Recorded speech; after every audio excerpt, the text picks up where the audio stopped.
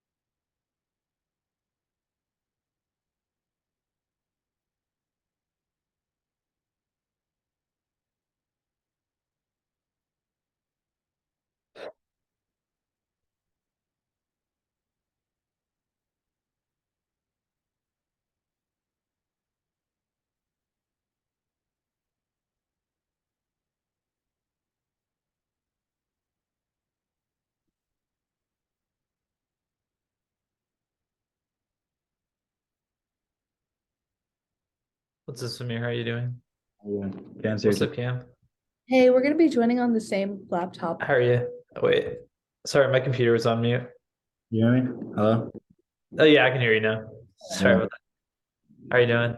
You good? How about you? I'm doing pretty good. Had a good Thanksgiving break. What about you? Pretty good too. Family, you know. Yeah, thanks. Yeah. We're gonna be joining on one computer today, if that's okay. Yeah, no problem. Yeah. Thanks for coming. Sure. Very good practice. Yeah.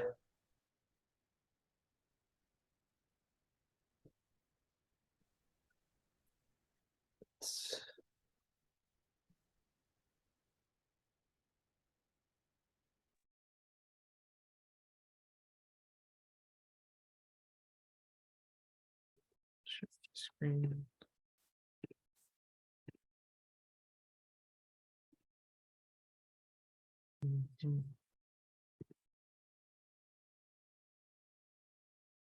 We'll wait a few more minutes and then we'll get started.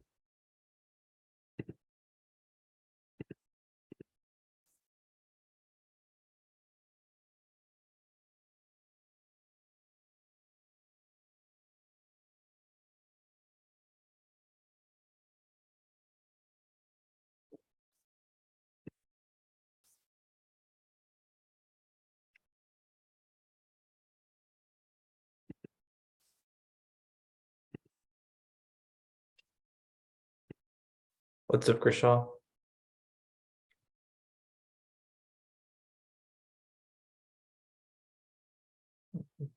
Let's see.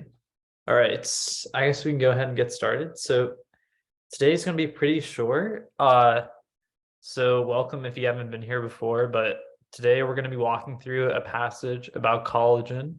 So this is gonna be like from the biology section of the MCAT. So before we get started, if we could do a little icebreaker. So if you could go around, say your name, what college you're from, and what your favorite ice cream flavor is. I can Hi guys, my name is Kushal. I go to VCU, and my favorite ice cream flavor would probably just be chocolate. Solid. I can go next. My name is Samir Nader. I go to VCU and my favorite ice cream flavor is probably mint chocolate chip. My name is Cameron. I also go to VCU, and my favorite ice cream flavor is definitely anything with caramel. That's good. Hi, my name is Devyani. This is my first time here. Hi.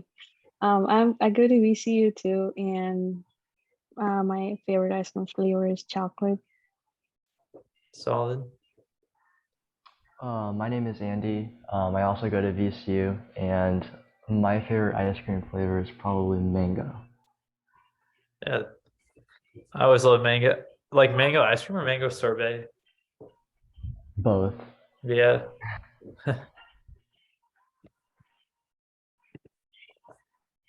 Okay. Anyone else or Hey, my name's like Ashrith, and I go to VCU, and my favorite ice cream flavor is vanilla with cookie dough. so like kind of like cookies and cream? Oh no, not cookies and cream, but yeah, cookie dough is good. All right. So if that's all, we'll start with the lesson. So today, like I said, we're going to be going over collagen. So collagen is a protein in your body, and it's found in a lot of your connective tissue. So connective tissues provide a lot of structure to your body, and they're found all over the place. So they're found in your skin, your tendons, your ligaments, bone, adipose tissue, blood vessels. So they're found all over the place. And so collagen is a big protein in these connective tissues. So and one thing you need to know about collagen is it's in the extracellular matrix. So can someone tell me what the extracellular matrix is?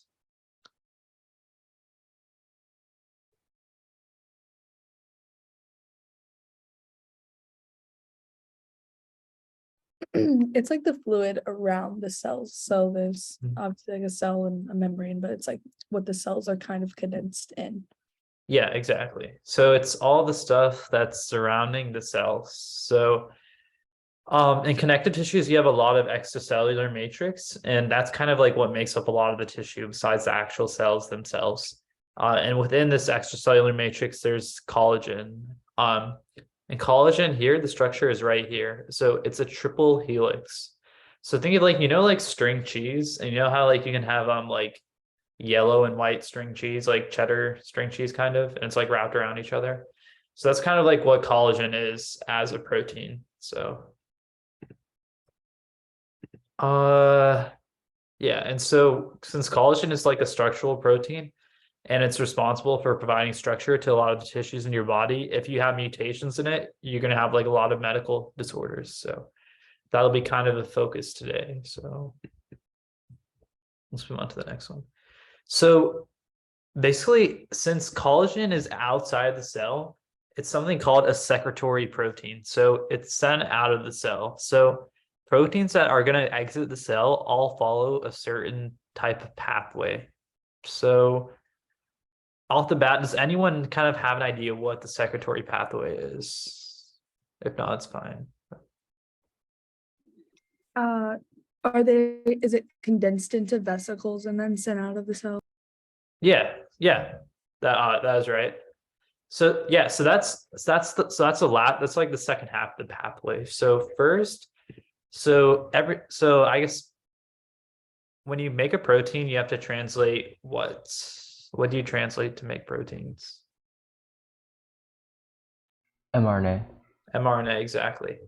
Right. So basically, whenever you have mRNA, it leaves the nucleus and it's floating within the cell, right? So a ribosome is going to come bind that mRNA and it's going to start translating the protein. So here in this diagram right here, you see these two. So you have a light green subunit and you have a dark green subunit. So that's the ribosome.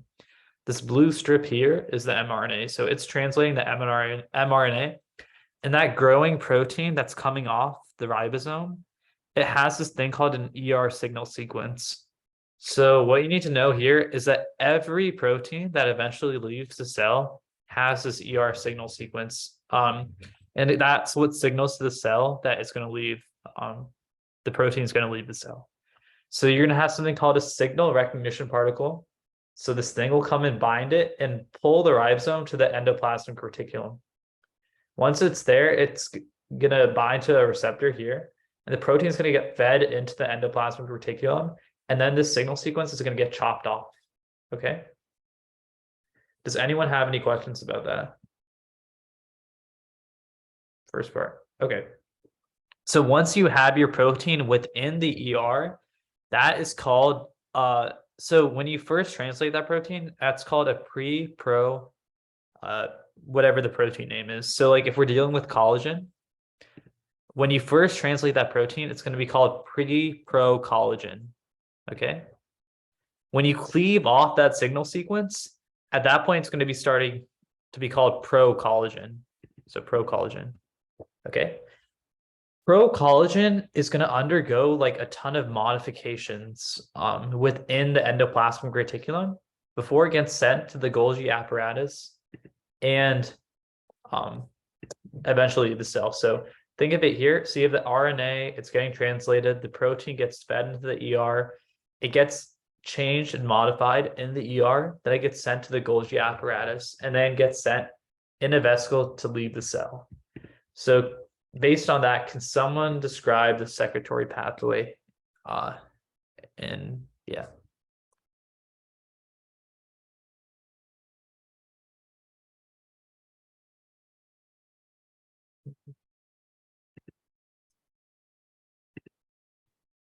Just like give it your best shot.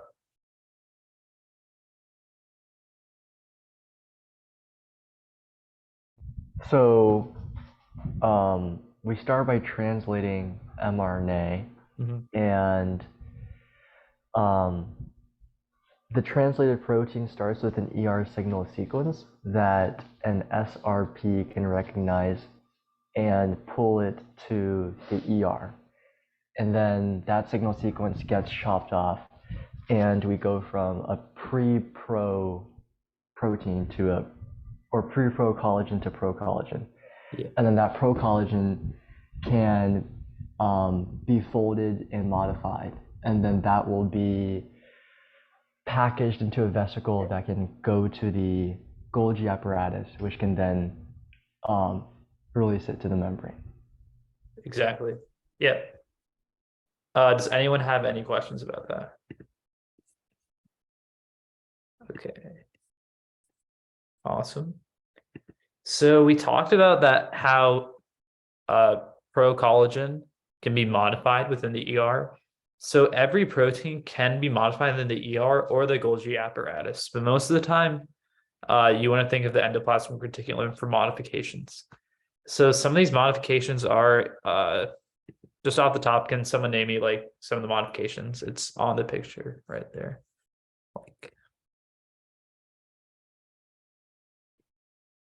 Like what can you do to a protein after it's been translated?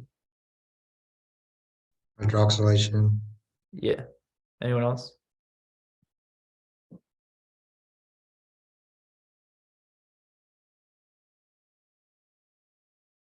Methylation, acetylation, phosphorylation. Yeah, exactly. So the point is you can do a ton of stuff to a protein after it's been translated. Okay. So we talked about it before. So anything after translation, you dub that a post-translational modification. So that's just in the name. So we call that collagen precursor pre-pro collagen. So it's modified in the endoplasmic reticulum. And one thing you'll see is the passage will call it pre-pro collagen in the ER and say that's modified. But it technically is pro collagen. It's just kind of like a naming tendency, but after it has its signal sequence chopped off, it's pro collagen technically. But either way, that protein is going to get folded and hydroxylated and glycosylated within the ER. So does anyone know what glycosylation is? Just based off this little, if you can kind of see in this picture right here, there's like these green things being attached to the protein. What could that be based on the name? It looks like we're adding like glucose, maybe. Yes, exactly. So like you're adding like sugars to the protein. So pre-pro collagen / pro collagen, it's like whatever you want to call it, but that protein that's eventually going to give rise to collagen is going to get modified in the endoplasmic reticulum. So it's going to be hydroxylated. So hydroxylation means add an OH group, and it's going to be glycosylated, add a sugar group. Okay. And then it folds, and then you're going to have this thing called pro collagen, which is going to be sent out of the cell after moving through the Golgi apparatus. Okay. So can someone describe, I know Andy did, but if someone else could describe the process of pre-procollagen to procollagen, what has to happen? It gets post translationally modified and then in the ER, and then it folds to become, so the pre-pro collagen gets post translationally modified in the ER and then folds to become pro collagen in the ER, and then gets sent out of the cell to the Golgi apparatus. Yes, exactly. All right. And then, so another important thing to know is that while you can modify the protein with post-translational modifications, you cannot add an extra protein residue into the primary sequence after it's already been translated. So let's say you have a long protein with a bunch of residues in it. You can't just suddenly add another residue into the protein. Does that make sense? So after a protein's already been translated, you can't add a residue in there. Okay, the only thing you can do is like add different groups on there, on the residues that already exist, but you can't add another residue. Okay. And this is okay. So this is a big concept on the MCAT. So when you have a developing embryo, there's 3 germ layers: the ectoderm, mesoderm, endoderm. Okay. And so every structure in your body was derived from one of the germ layers when we were all embryos. So the easiest way to remember this is that ectoderm is kind of like the things that people are attracted to. So like think like your skin, your hair, your nails, just like everything exterior kind of like, and the nervous system also is ectoderm. Mesoderm is kind of like the mucoderm. So it's like your muscles, your blood vessels, your steroids, so like adrenal cortex. Yeah. And then your endoderm is like everything interior. So think like all your vital organs are like endoderm. So like your liver, your lungs, GI tract. So can someone give me some examples of some ectoderm structures?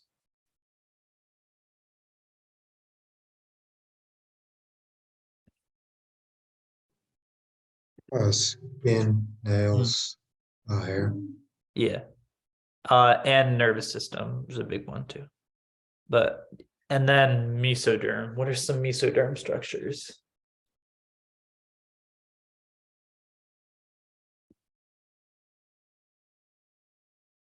Cardiovascular and muscles and I guess it's endocrine. No, endocrine is endoderm. Actually, I guess there are. Yeah, and then like the lymphatic system. Yeah, so everything that's like, think your circulatory system, there's stuff moving within the circulatory system. So that's like mucoderm. So the nickname for mesoderm, mucoderm. So stuff that moves basically. An endoderm, like, yeah, the interior. So like liver, stuff like that. So something to keep in mind, because you'll probably most definitely get a question on your MCAT about one of the germ layers. So. Okay, and then back to probably like the biggest concept on the MCAT, like not the biggest, but like the most highest chance of it being on your MCAT, amino acids. So often the MCAT will mention like bulky amino acids. So the question is, what is a bulky amino acid? Does anyone have an idea of what a bulky amino acid could be? I would say a bulky amino acid is an amino acid whose R group has a lot of steric hindrance and has it's like a big R group that is able to like interact with things more efficiently. So like a longer chain or like a bigger ring. Like I'm looking at tryptophan probably is like bulky, lysine maybe like. Yeah. Yeah, that's a great explanation. So like, yeah, so a R group that is really big and bulky, I would say honestly tryptophan, tyrosine, phenylalanine, because they all have that phenyl ring. They all have that aromatic ring in there. And that thing is like really big. So it's going to cause a lot of steric hindrance. Yeah. So another thing is that amino acids can be charged, and these interactions can affect how like the charges can affect how proteins interact with one another. So if you want to have two proteins and you want to like kind of like complex them together, like make them interact with one another, you don't want them to have the same charges near each other, right? Because that's repulsion. So you don't want repulsion between proteins which are trying to interact with one another. So let's say we have two proteins and they have similar charges and we want them to interact with one another. What can we do to like mask those charges? Like what would we need to do to the residues to make sure these proteins can interact with each other so we can avoid that repulsion? Make sure they have opposite charges. Yeah, we can make sure they have opposite charges, or another thing we could do is we could conceal the charges they already have. And how we can do that is we can add, remember how we said we have post-translational modifications here? We can add one of these groups onto the residue to cover up the charge of the protein. You keep saying residue. Do you just mean like is that just So synonymous to, like, residue amino means acid? an individual. So you see how we have an amino acid here? That is an individual part of the protein. So that's a residue. So yeah, so the individual amino acids within a protein are called residues. So Alright. each residue has its own side chain. So like, yeah, so all the side chains here. So if let's say we have lysine here, right? What charge does lysine have? Positive. Positive, right? So we want to cover up that positive charge on there. So we don't have repulsion between proteins that want to interact with one another.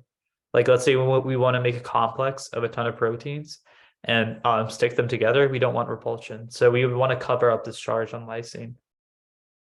And so could someone tell me how we could cover up that charge? You could add a hydroxyl group. Yeah, exactly. Yeah. Yeah, so we could add a hydroxyl group, we could add a glycosyl group. So any of those things will work to cover up the charge of the protein. Okay. And that is it for the background PowerPoint. This one is pretty short today. So does anyone have any questions about the background PowerPoint before we go and look at a passage?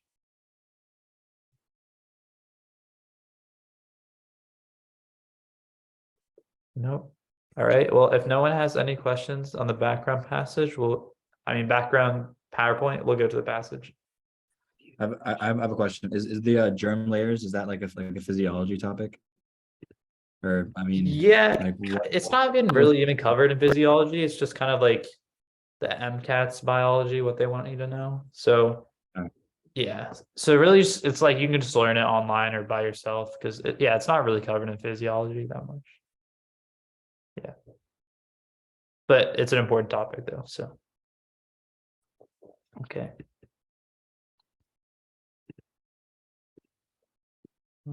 Okay, so here we have our passage on collagen.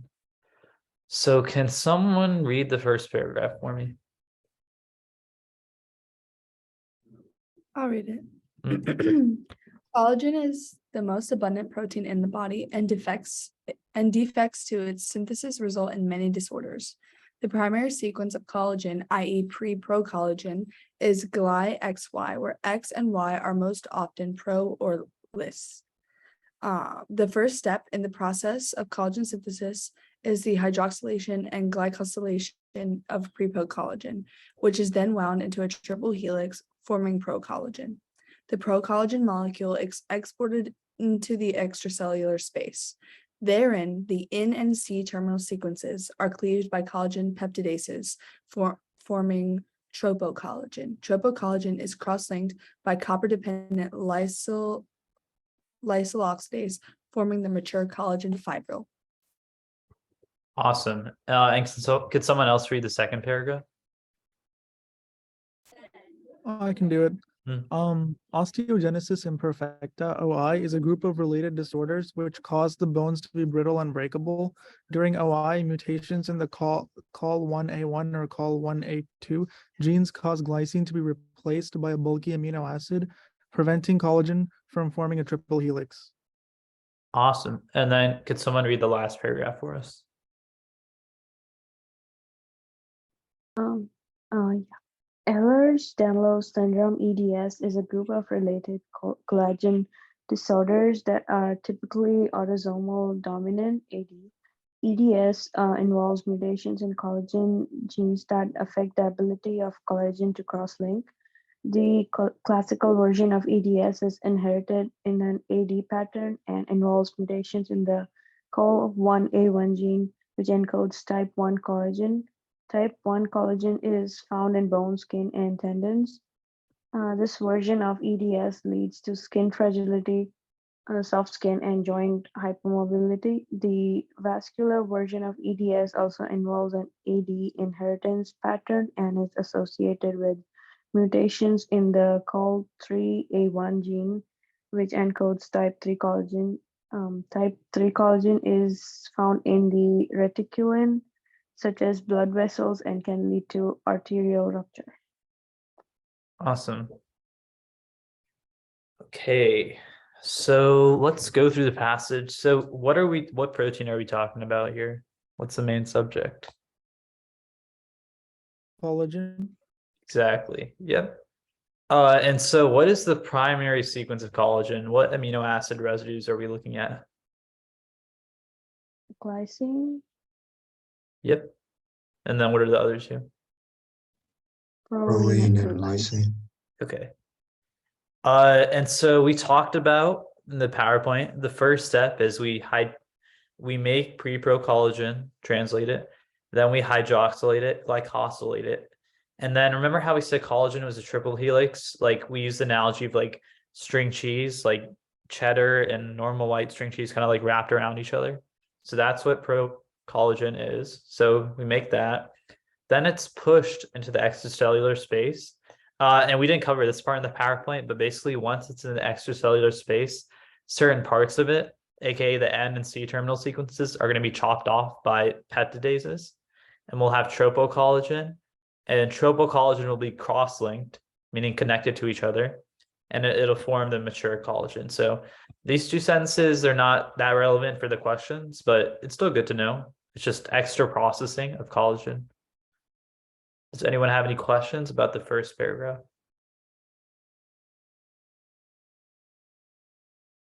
Okay.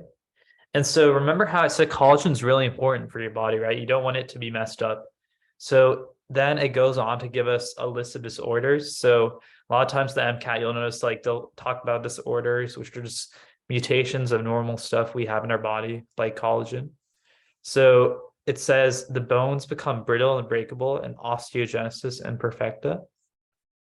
And then it tells us exactly why. So we have mutations in these genes and it causes the glycine. Remember, we said glycine is a big residue in collagen, and it gets replaced by bulky amino acid. So if you have a bulky amino acid, it's going to mess up your triple helix that you want to form. Remember, collagen is triple helix, so we don't want a bulky amino acid there replacing glycine, which is really small.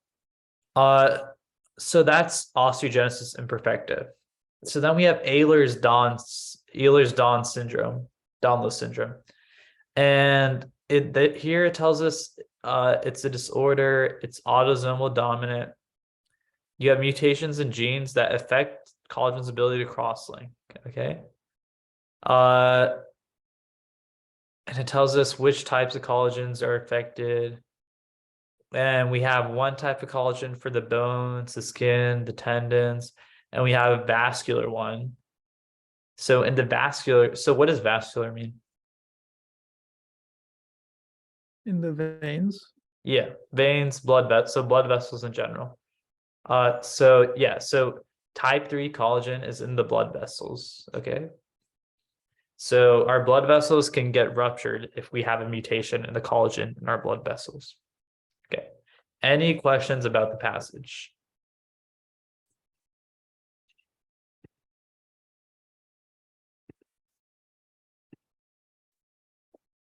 No. Okay.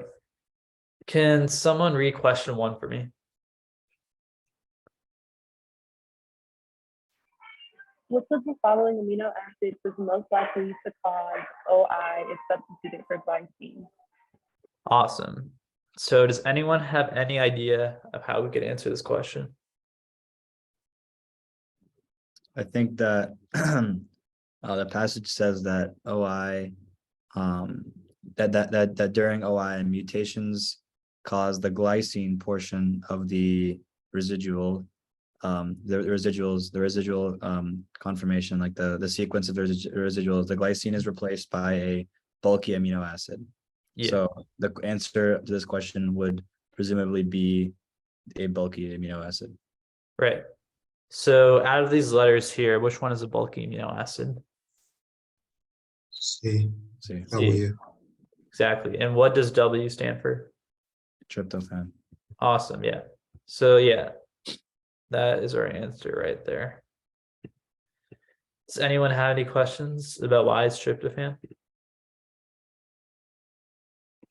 Okay. Next question. Can someone read question 2 for me?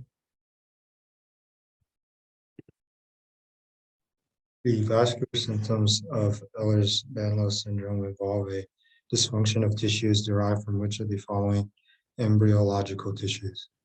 Okay. So we're talking about Ehlers-Danlos syndrome. So whenever we're talking about something specific, it's always a good idea to go back to the passage and see what they were talking about. So it's Ehlers-Danlos syndrome is a group of collagen disorders. Okay. And then it talks about vascular symptoms. So where does it talk about vascular? It talks about vascular here at the end of the paragraph. It says the vascular version of EDS has mutations in the COL3A1 gene, which encodes type 3 collagen. So the vascular version has problems with type 3 collagen. And it says, so vascular means blood vessels. So we're messing with our blood vessels. And where do our blood vessels come from? What germ layer? Mesoderm. Yes, exactly. So think of mesoderm as the movoderm, stuff that moves. Blood moves throughout your body. Blood is carried in blood vessels that branch throughout your body. So that's why it's mesoderm. Wait, I have a, oh, never mind, sorry. I didn't see the first word, vascular. Okay. Oh, okay. Awesome. Questions. Okay. Question 3. Which of the following correctly identifies the role of a cellular structure involved in collagen synthesis? So take a second to look at those answer choices.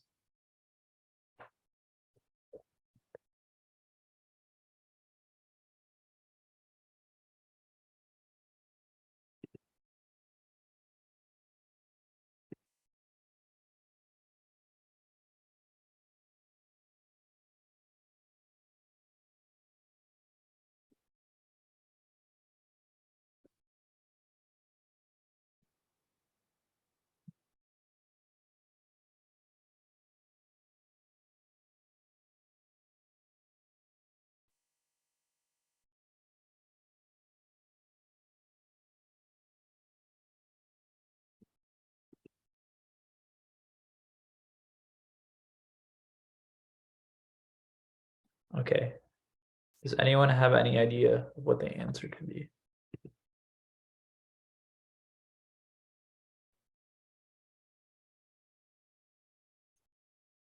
Would it be B? Yeah, Maybe exactly. so. Because remember how we talked about there's post-translational modifications of collagen within the rough ER. So we talked about that in the background. Yeah. So let's go through the other answer choices too. A, cytoplasm is the site in which collagen is translated. Well, we know that's not true because any protein that leaves the cell is translated within the rough endoplasmic reticulum. So that is wrong. So A is wrong. C, the smooth ER is the site of collagen export. So collagen is a protein, and the smooth ER is responsible for it's involved with lipid synthesis and transport. And collagen is not a lipid, it's a protein. So C is wrong. The Golgi apparatus is the site of collagen cleavage. Well, that is wrong because here in the passage it says that the N and C terminal sequences are cleaved, but that's after it's already been exported into the extracellular space. So this is outside the cell where it's getting cleaved. It's not within the Golgi apparatus, right? So that is why B is our correct answer. See, that's right. Wait, can you explain your reasoning for the negation of A? Yeah, so A is where, so A, any protein that stays with this within the cell is translated in the cytoplasm. But any protein that's going to leave the cell is translated within the rough endoplasmic reticulum. In the picture Hmm. that you showed earlier, like when it had the signal sequence on it, Yeah. was that formed outside the cell first? I mean, sorry, outside. Yeah. So that was formed outside of the ER, but once that thing is made, it's going to recognize it, and then it's going to make sure the rest of the protein is formed within the rough ER. So at that point, when it just has that signal sequence, it's not yet collagen. Yeah, exactly. So then once it attaches, then it starts spitting it out into the ER, and that's when it becomes collagen. Yeah, exactly. Okay. Because I can think of it as like there's no way for the cell to know which ones are supposed to go out and which one's supposed to go in without that signal sequence.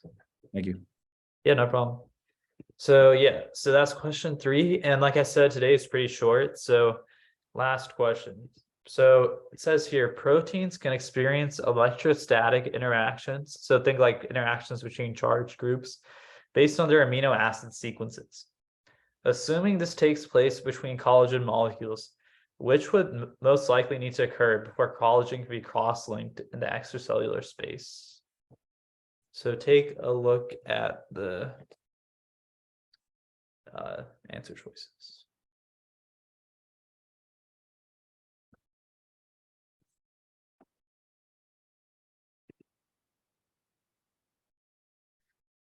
Think about which one could be charged. Which one could cause a problem?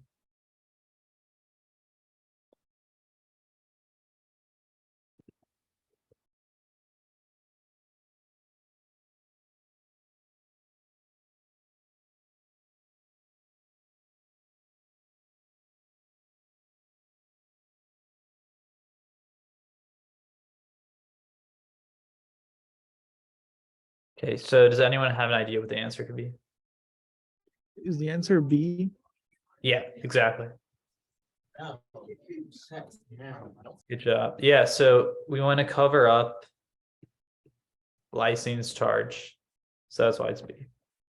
Proline is not charged, so that's why we don't need to hydroxylate it.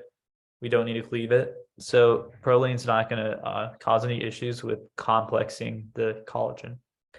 And like we said, for D, the reason why D, even though D is a negative charge, so it would be good, aspartic acid and lysine could attract one another.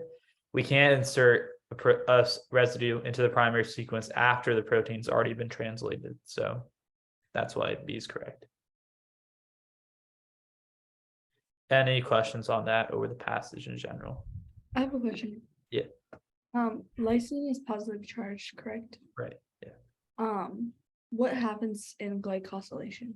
So glycosylation is you add a sugar group onto the residue. So you kind of like conceal or like mask that positive charge. Is the sugar group negatively charged or just The kind of- sugar group is just polar, it doesn't have a charge. Oh, okay. So it just like covers up that charge. So there's no charge anymore. Yeah. Doesn't proline hydroxylation like still occur in collagen though? It might occur. Let me see. I think like I kind of remember learning about it in like biochem. I don't know, but Mm. it might occur and still not be the answer just because maybe lysine is a better answer choice. But. Yeah, it might occur, but like for this question, they're just like what they want you to get at is trying to get rid of the charge interactions. So It might occur after the cross-linking. This question is asking about before the cross-linking. I don't know. yeah, that could be true. I'm not really familiar with it, but Okay. yeah. Any other questions? Well, if there's no questions, that is the end of today. So today was pretty short. Next time I'll try to make it a bit longer, but I think everyone did a great job today. So does anyone have any feedback or anything they'd like to say? Awesome. Well, yeah, that's today's session. So I hope everyone has a good night, and make sure to come back next Monday if you can. So we'll have sessions throughout winter break, I think, like maybe exception like the week of Christmas or something like that. But yeah. So yeah. All right, have a great night. Thank you. Thank you so much. No problem. Thanks. Yeah, Like you said. I have like a thing that I'm wondering if we're able to do. Could we Yeah, do sure. like a, huh? What's happening? Oh, could we do like maybe like once a month or something, like just like a marathon session of like questions from the concepts that we already know, like just like 10 questions in a row or something, like 5 Yeah. questions. Just like no lesson before, just like kind of like marathon, like spitting questions at us. You know what I mean? Yeah, that sounds like a good idea.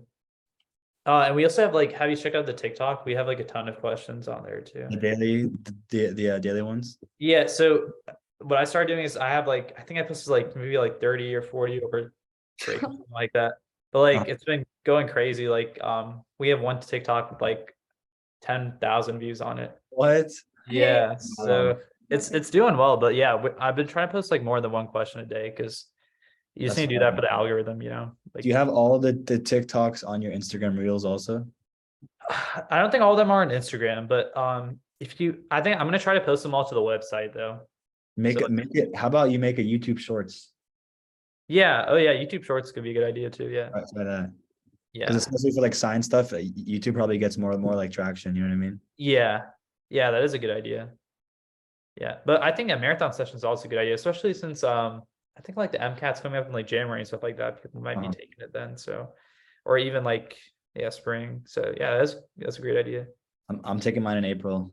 April, 20. yeah, sounds good. I'll see you. Sid. Thank you All so right, much. see you. Thank you so much for coming. Sure. Yeah. Have a good night. Thanks. All right, you too.